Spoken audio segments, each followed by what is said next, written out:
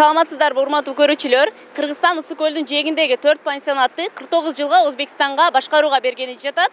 Сөз Золотые пески, Рахат, Дилором жана Бустан пансионаттары тууралуу болуп жатат. Бул боюнча элдин үнү кандай, ошону бүгүн билебиз. Каршымын. Себеби эми араң алганбыз да муну. Билесиздер өзүңүздөр туурабы? Баары эле билсе керек. Эми аны бербей эле канча миллион доллар деп ошону элге кайрылса деле элдер чогултур эмес, 5 сом 10 сомдон кылып туруп алып калсак болот эле да. Мен каршымын, жеке оюм. Менин оюмча туура эмес деп ойлойм. Себеби 49 жылдан кийин эмне бар, эмне жок билбейбиз да. Мисалы үчүн азыркы бийликтегилер 49 жылга берип коюп, 49 жылдан кийин алар кайсыл жакта жүрөт, эмне болуп жүрөт? Эми алар эмне болот биз билбейбиз да. Может, бул дүйнөдөн кайтып кетет, может, камалып кетет. 49 жылдан кийин алар келип биз бердик эле деп да чыкпайт.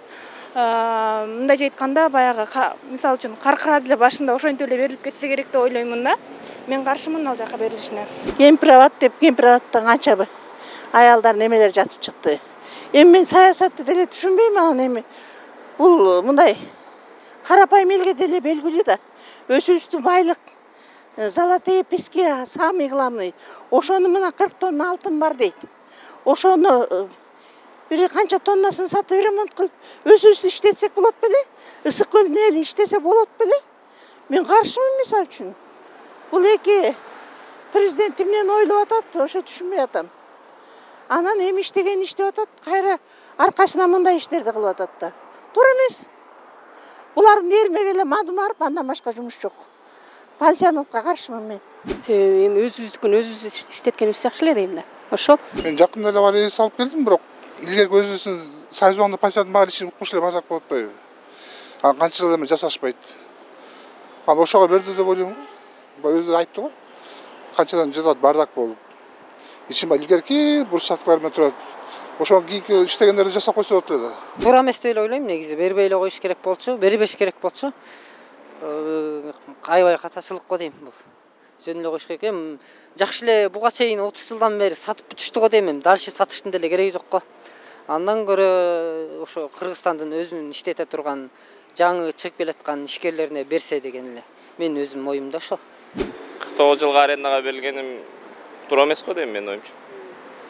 Ал анткени эми ал жанагы эл аралык соттон утулуп калдык деп атат го, билбейм, эми ал сотто ошол биздин эл аралык жанагы адвокаттар жакшы иштесе болмок да, юристтерчи.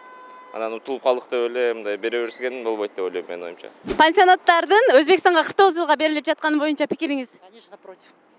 Себебин да айта кетсеңиз? Потому что Кыргызстанда 49 жылдан кийин эмне болот ким билсин. Ошондон кыргыздарды билбейм, мен противмин да. Мен оюм 49 жыл деген бул деген берген керек мындайчы. 49 жыл деген негизи эле Тажикстанда бар го. Берилип кетпедиби? Ушундай эле мындай 49 жыл деген бул деген чексиз эле го дейм, походучу. Менин оюмча да. Мен каршымын негизи. Каршымын негизи андай нерсечи. Аябай элечи мындай терс карайм да андай нерсечи.